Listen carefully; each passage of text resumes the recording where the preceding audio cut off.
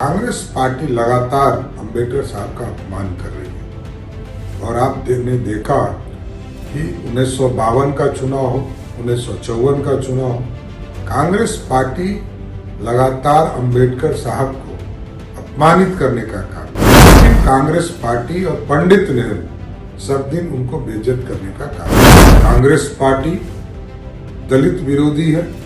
बाबा साहब अंबेडकर विरोधी है और इस संविधान को नहीं मानने वाले। नमस्कार, आप देख रहे हैं NBC 24 और मैं हूं आरती बाला आपके साथ। बता दें आपको कि बिहार में अंबेडकर को लेकर जिस तरह से बातें कही जा रही थी, इसको लेकर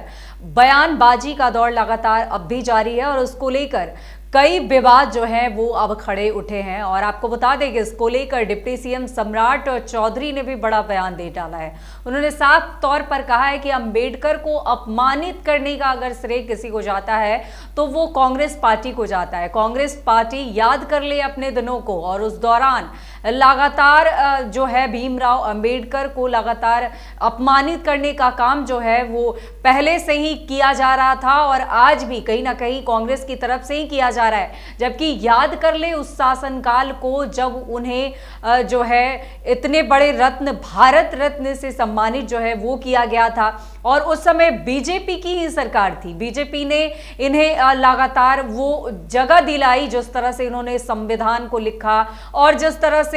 भीमराव अंबेडकर उभर कर सामने आए और उन्होंने देश के लिए तमाम जो चीजें की उसको लेकर उन्हें भारत रत्न दिलाने की अगर मुहिम किसी ने की तो वो बीजेपी वालों ने ही की है। तो किस बेसिस पर भीमराव अंबेडकर को लेकर इस तरह से बयानबाजी की जा रही है और इस दौरान उन्होंने क्या कुछ कहा वो सुनवाते हैं और उसके बाद पूरी खबर हम आपको बताएं। कांग्रेस पार्टी लगातार अंबेडकर साहब का अपमान कर रही है और आपने देखा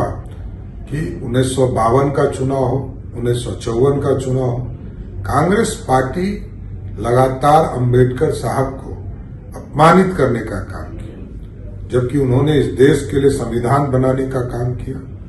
पिछड़ों को, दलितों को मुख्य धारा में लाने का प्रयास किया।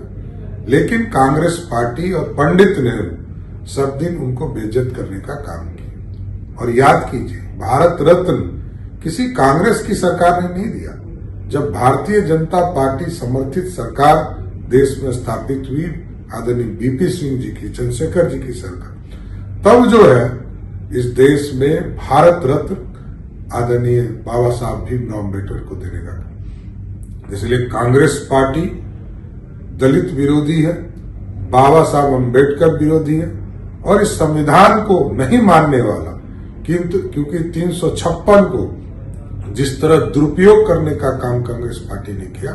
यह स्पष्ट दिखता है कि इस लोकतंत्र से, इस संविधान से उनको कुछ नहीं लेना देना। इसलिए अंबेडकर विरोधी कांग्रेस पार्टी। तो आपने सुना सम्राट चौधरी ने किस तरह से कहा कि भीमराव अंबेडकर को जलील करने का काम, अपमानित करने का काम तो कांग्रेस करती आई है। जबकि आपको बता दें कि उन्हें अगर सही स्थान दिलाया, उन्हें भारत रत्न की उपाधि अगर मिली तो बीजेपी की सरकार की तरफ से ही मिली। बता दें आपको कि ये वार पलटवार का दौर इसलिए भी जारी है क्योंकि आपको बता दें कि बीते दिनों अमित शाह ने जिस तरह से बयान दिया था, उनके बयान पर लगातार विवाद खड़े हुए। उन्होंने साफ तौर पर कहा था कि बाबा भीमराव अंबेडकर का माला जपने वाले लोग, जो भीमराव अंबेडकर जो कहते रहते हैं, अगर वो इतनी समय में अगर भगवान का नाम ले तो शायद उन्हें स्वर्ग की प्राप्ति हो जाएगी। और इसको लेकर भीमराव अंबेडकर के प्रशंसक जो हैं, भीमराव अंबेडकर को मानने वाले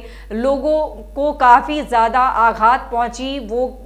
इसको लेकर अपनी बयान जो है वो देते नजर आए और इसको लेकर विपक्ष भी कहीं ज़्यादा हमलावर नजर आई और उन्हें साफ तौर पर मांग की अमित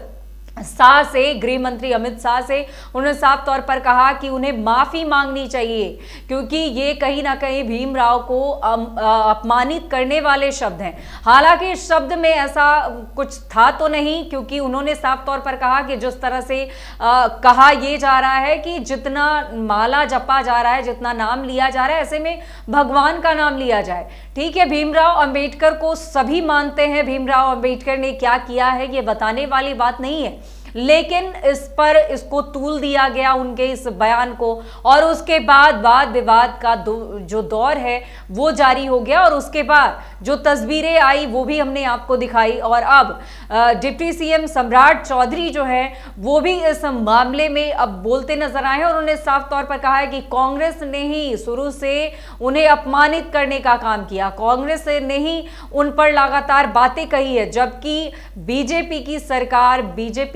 सरकार थी उस समय, और उन्होंने ही ये पहल की, और भारत रत्न जैसी उपाधि उनको मिली, उनका हम सभी सम्मान करते हैं, और इसमें कोई दो राय नहीं है कि उनको हम सभी मानते हैं, क्योंकि उन्होंने जिस तरह से आज़ादी के बाद जिस तरह से तमाम कार्य किए, और उसको लेकर पूरा देश जो है उनके इस योगदान को नहीं भूल सकता है। तो ऐसे में किसी एक पक्ष को पक्ष बनाकर जिस तरह से लोग सामने आए हैं और उन्होंने आहत होने की बात कही है, और ऐसे में माफी मांगने की भी बातें कही है, तो ऐसे में डिप्टी सीएम सम्राट चौधरी ने तमाम बातें साफ कर दी है कि मानने वाले हम सभी हैं, लेकिन इस बात को तूल दिया गया, और इस पर अब जो है राजनीति जो है वो कहीं ज्यादा शुरू हो गई है। तो फिलहाल तमाम ऐसी खबरों से अपडेट रहने के लिए देखते रहें NBC 24।